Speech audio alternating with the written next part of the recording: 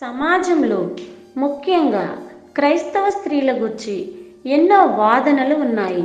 స్త్రీ సంఘంలో బోధించకూడదు అని, దేవుడు స్త్రీకి తక్కువ ప్రాధాన్యత ఇచ్చాడు అని, బైబిల్లోని స్త్రీకి తక్కువ విలువ ఇచ్చాడు అని అనేక రకాలుగా లోకులు కాకుల్లాగా మాట్లాడుచున్నారు. దేవుడు బైబిల్లోని స్త్రీకి ఎలాంటి స్థానం ఇచ్చాడో, ఎంత గొప్పగా కొనియాడాడో తెలపడం ఈ పాట యొక్క ఉద్దేశం. వినండి, వినిపించండి, మారండి, అనేకులను మార్చండి. మీ సహోదరి అనంతరాణి.